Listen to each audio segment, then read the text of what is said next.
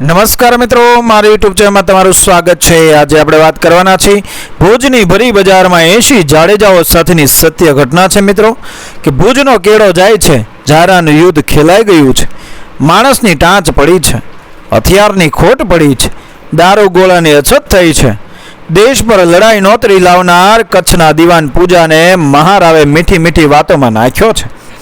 દિવાન પદ આપ્યું છે ને બીજે દાડે ફોન્ટ મારી એ પદ આંચકી પણ લીધું છે। દગાકોર સાથે વળી દોસ્તી શી?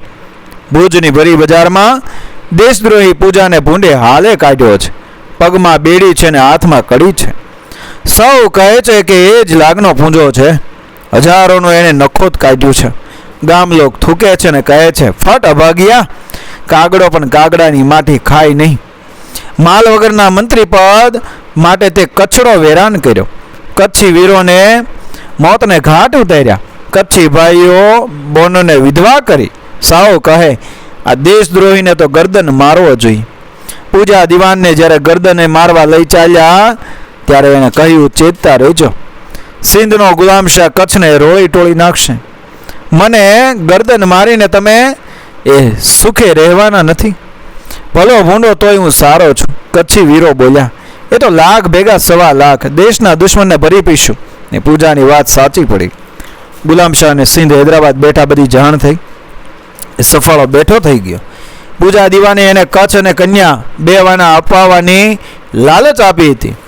પૂજો મર્યો અને કચ્છ તથા કન્યા બંને ગયા અને રણશિંગા વગાડ્યા। સિંધી લશ્કરે કૂચ કરી।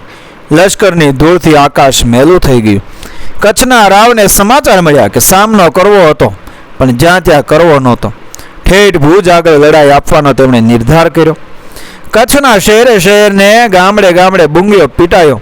ગામે ગામ સંદેશા પહોંચ્યા, કેડ બાંધજો કચ્છી વીરો, હથિયાર બાંધી શકે એવા કોઈ મરદ ઘેર રહેશો નહીં। કચ્છનો કાળ ચાલ્યો આવે છે, ભુજ સુધી આવવા દેવો છે। ભુજમાં એનું પાણી ભરી પીવું છે અને શહેર પનાહની રાંગે અને ભુજિયા કિલ્લાની દિવાલે તોપો ગોઠવાઈ ગઈ। જુવાનો ગામે ગામથી નીકળી પડ્યા છે।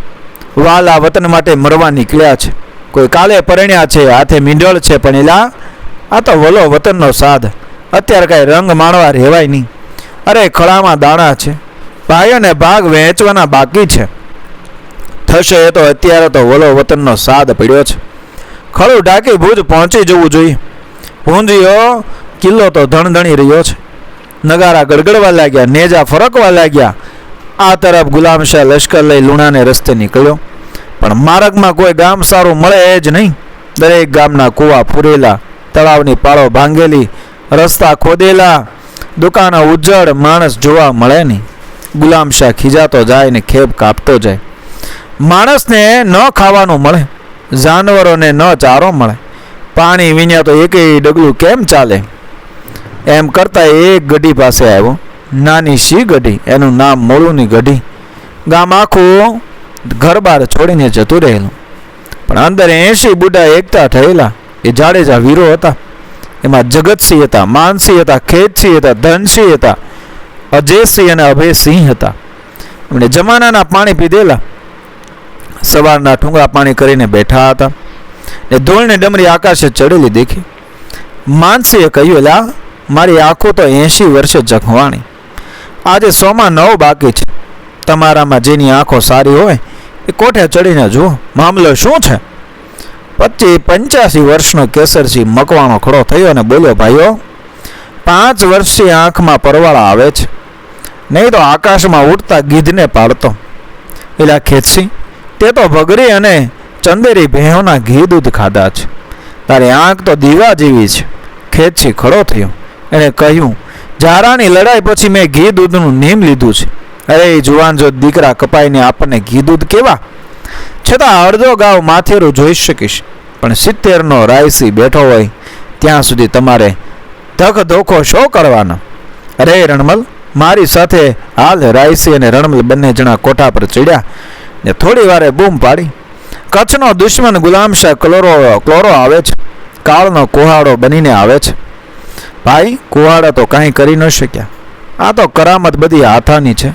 પેલી વાત છે ને, એ કઠિયારો કુહાડીઓના ફળા લઈને નીકળ્યો। ઝાડ બધા ધ્રુજી આલ્યા। ગજબ થયો, આટલા ફળા છે કાપતા શી વાર લાગશે? ત્યાં એક માન બાપુ જેવો ડાયો માણસ હશે, એણે કહ્યું કે જ્યાં સુધી આપણામાંથી કોઈ હાથો થયો નથી ત્યાં સુધી કઠિયારાના કુહાડાના ફળા જખ મારે છે. ભાઈ, આપણે હાથા બન્યા ને હાથ ના કર્યા એ હૈયે વાગ્યા. ભાઈ ખેંગારજી, અહીં ડાપણ દોડવાનું નથી, તલવાર તોડો, દુશ્મન નજીક છે. જય માં આશાપુરી. આપણે બુઢા ખખ શું કરશું? એલા, વાંદરો ઘરડો થાય તોય ઠેક ચૂકે નહીં હો. દુશ્મનને માભમ પર ભરી પીશું. એલા, વગર કારણે ભાલામાં માથા કાં નાખો? ભીત હેઠળ ભીસાઈ મરશો. તે હવે જીવવું કેટલું છે? પથારી માથે જમ બેઠા છે. જીવન ઉજળું કરો.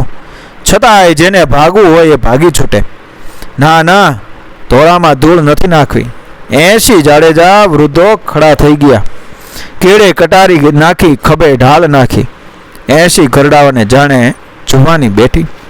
આકલા પડકારા કરવા લાગ્યા, તલવારો ખેંચીને છલાંગો દેવા લાગ્યા ને બોલ્યા કે ભુજમાં તો જે રણ રંગ રામે એ ખરો, પણ અહીં આપણે ગુલામ શાહને થોડું શિરામણ પીરસશે. થોડોક આપણા હાથનો નાસ્તો કરતો જાય. 1 2 2 4 4 6 એમ કરતા 80 જાડેજા વીરો ગુલામ શાહનો લશ્કરનો સામનો કરવા તૈયાર થઈ ગયા. હાથમાં બંદૂકો લીધી, ગોળીઓ ભરીને તૈયાર કરી અને દુશ્મનના લશ્કરને નાનકડી વાટકડીનું શિરામણ પીરસવાની વાટ જોઈને બેઠા. સૌ નિશાન તાકીને બેઠા. આજે આ ઘરડા બુઢાઓમાં જુવાનને શરમાયો ઉત્સાહ હતો. એમના દેહ પર કરસલીઓ જરૂર વળી હતી, પણ એમની હિંમત ને વીરતા તો એવા ને એવા જ હતા. સૌથી પહેલી ગોળી રાયસિંહે છોડવા દીધી. લશ્કર નજીક આવ્યું. આખે રસ્તે એક ચકલું મળેલું નહીં. ગામે ગામ ખાલીને ઉજ્જડ ભળ્યા હતા. ક્યાંય એક જાનવર ન મળે. ત્યાં માનવી તો ક્યાંથી હોય? લશ્કર ધીરે ધીરે વધતું હતું. એને નહોતી દુશ્મનની ફિકર કે નહોતી હુમલાની ચિંતા. લડાઈ તો ઠેઠ ભુજિયા કિલ્લા પાસે આપવાની હતી ને રાયસિંહે નિશાન લીધું.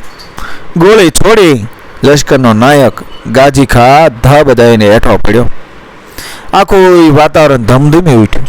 લશ્કર અટક્યું, પણ કોઈ સિપાહી કહ્યું, અરે અટક્યા કેમ? આ તો આકાશનો મેઘ ગાજે છે. બાકી દુશ્મનની ગોળીઓ તો હવે છેક ભુજ આવે ત્યારે ગાજે તો ગાજે, માટે ડર્યા વિના આગળ ચાલો. બૂમ પડી. ગાજી ખાને કોઈએ ગોળીઓ દીધી, પણ હજી આ શબ્દ પૂરા બોલાઈ ન રહે ત્યાં ફરી બીજી ગોળી સનન કરતી ધડુકી વાવ અને આખું લશ્કર થંભી ગયું. 2 પળમાં મોરચા ગોઠવાઈ ગયા. સામેથી ધનાધન ગોળીઓ આવતી હતી. સિંધી લશ્કરને લાગ્યું કે મોટી સેના સામના માટે આવી છે. તેઓએ પણ ગોળીઓ છોડવા માંડી. પછી તો જાણે નવલક ધારે ગોળીઓનો વરસાદ વરસવા લાગ્યો અને ટપોટપ માણસો મેદાન પર પડવા લાગ્યા. 80 વયોવૃદ્ધ જાડેજાઓએ ગોળીઓની રમઝટ બોલાવી. આંખો સહેજ કાચી હતી, પણ નિશાન ઘણા તેજ હતા. મૂળોની ગડીમાંથી લડાઈ આપતા જાડેજાઓ પાસે ધીરે ધીરે ગોળીઓ ખૂટવા લાગી. જાડેજા આગેવાને કીધું, ભેરવો, આ જ ખરાખરીનો ખેલ છે. કેડથી કટારી કાઢો, ખભેથી ઢાલ ઉઠાવો, બોલો જય માં આશાપુરી. જેમની પાસે બંદૂકની ગોળી ન રહી એ ભેટથી તલવાર કાઢી ગડી પરથી નીચે ચંપલાવો તો ને પછી જય માં આશાપુરીની એ રણહાક ગાજી રહેતી. એ કાફરો, પાછા હટો, નહીં તો એકઈને જીવ તો જવા દઈશ નહીં. સિંધી બાદશાહ ગાવ, ભલા માણસ, અહીં જીવવું જ કોને છે? આ તો જીવતર ઉજળવું છે, ઉજાળવું છે. બને તેટલા ઘા ઝીકવા છે. જેટલા ઓછા થાય એટલા દુશ્મનો ઓછા કરવા છે. જાડેજા વીરો એક હાથમાં કટાર અને બીજા હાથમાં ઢાલ લઈને અભિમન્યુની જેમ મેદાનમાં ચકરાવા લેવા લાગ્યા. શત્રુઓના ઘા ઝીલી સામે ઘા મારવા લાગ્યા. મેદાન પર જબરો જંગ જામ્યો. ગુલામ શાહ અકળાઈ ગયો અને સેનાપતિઓ ત્રાહ તોબા પોકારવા લાગ્યા. પણ ગુલામ શાહની વિશાળ સેના સામે આ 80 ઘરડા જાડેજાઓ ક્યાં સુધી ટકી શકે? એક જાડેજાએ દોડીને ગઢીના ભોંયરામાં રહેલા દારૂ ગોળામાં અંગારો આપ્યા. મોટો ધડાકો થયો. ચારે તરફ આગ ફેલાઈ. ધુમાડાના તો ગોટે ગોટા. અને આ શું? લગભગ મરવાની નજીક આવેલા જાડેજાઓ ગઢી તરફ પાછા ફરવા લાગ્યા. હાલ તો જુઓ, કોઈનો એક હાથ કપાયો છે, કોઈની આંખ ફૂટી ગઈ છે, કોઈના શરીરમાંથી લોહીની સેરો વછૂટે છે. આ બધા ગઢી તરફ પાછા શા માટે જતા હશે? આખરની ઘડીએ પાછા પગલા શા માટે માંડ્યા? કેટલાકના પગ કપાયા હતા. એ જાડેજાઓ જમીન પર ઘસડાઈને ગઢી તરફ જવા લાગ્યા.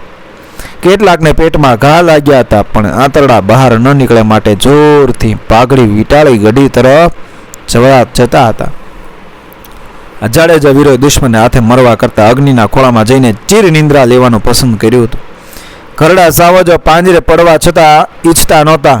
તેઓ એક પછી એક ગઢીમાં લાગેલી આગમાં કૂદી પડવા લાગ્યા. અગ્નિએ આ 80 વીરોને પોતાની હોડમાં હમાવી લીધા. આ 80 વીરો સાથે લડાઈ ખેલ્યા પછી જ ગુલામ શાહનું લશ્કર ભુજ તરફ કદમ બઢાવી શક્યું. 80 વૃદ્ધ જાડેજા વીરોએ પોતાના બલિદાનોથી એક વાત અમર કરી કે આઝાદીની રક્ષા કરવા માટે પોતાની શક્તિ અશક્તિનો ઉંમરનો વિચાર કરવાનો ન હોય. સૌએ પોતાની તાકાત પ્રમાણે જંગ ખેલી લેવાનો હોય છે. આજે પણ આ 80 જાડેજાની કથા ઘરડા મોટા સૌ કોઈને પ્રેરણા આપે છે. મિત્રો, વિડીયો પસંદ આવ્યો હોય મારી ચેનલ સબસ્ક્રાઈબ કરો, ફોલો કરો, શેર કરો. મળી આવી જ ઘટનાને પ્રેરણાદાયક વાર્તાઓ સાથે, આપણા ઇતિહાસ સાથે, આપણી સંસ્કૃતિ સાથે આગળના વિડીયોમાં. જય મા આશાપુરી, જય માતાજી.